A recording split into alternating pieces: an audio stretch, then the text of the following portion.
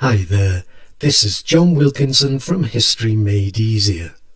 By way of offering an introduction to the causes of World War I, I'm going to very briefly outline the long-term context, something I think is very important in history, and move on to identify and outline long-term factors.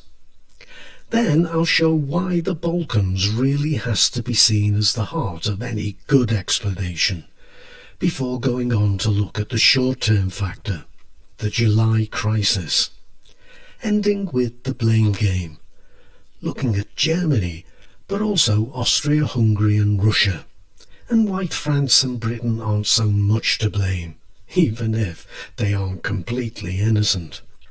So with a lot to cover, let's get going. The context is the end of what was known as the Concert of Europe, or else the Congress system, or the Vienna system. Now don't panic if you've not heard of this. You don't need to know too much about it.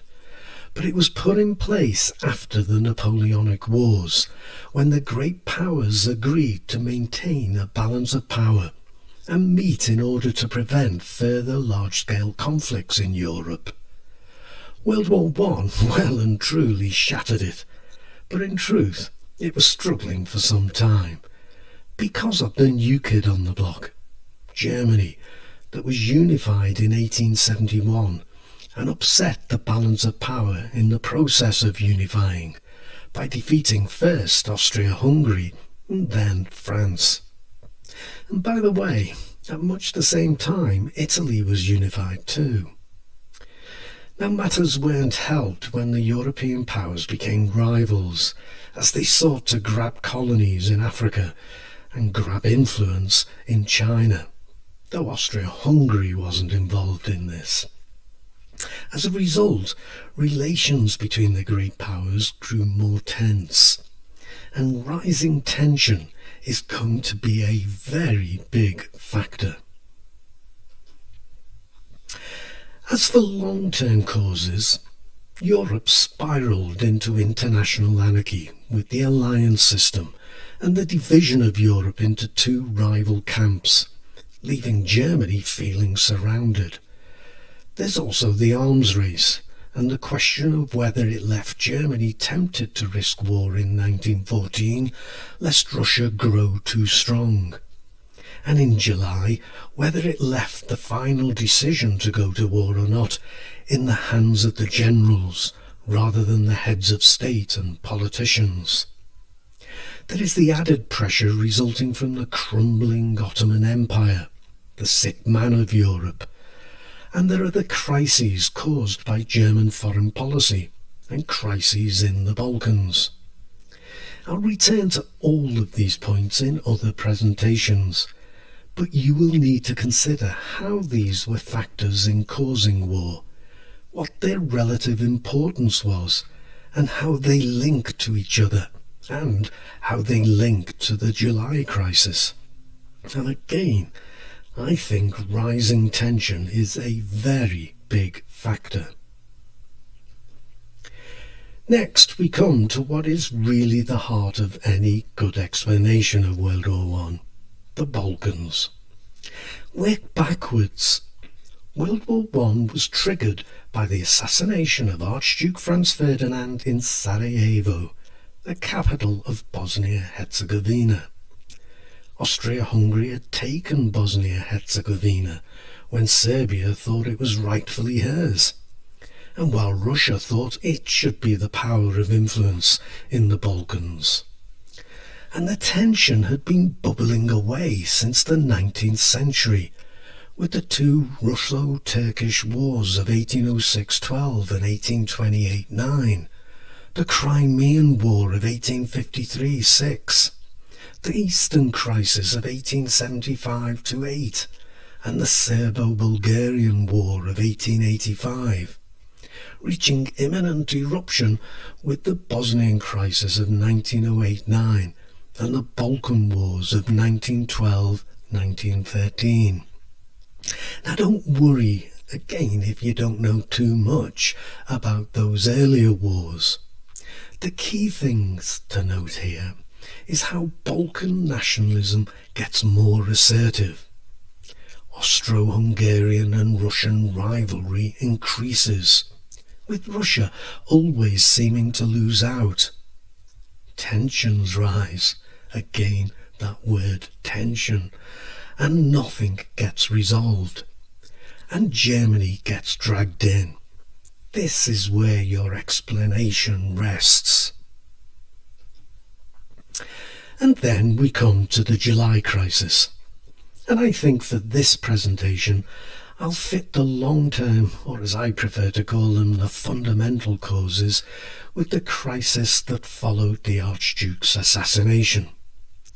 Austria-Hungary decided to settle things with Serbia once and for all, and so a clear link with its long-term Balkan policy. Germany could have counselled caution, but the Balkan Wars had weakened Austria-Hungary, whilst Weltpolitik had left Germany feeling encircled, with Austria-Hungary its only reliable ally. Now seemed the time to have a showdown, if one was inevitable. Russia had lost out too many times in the Balkans to do so again.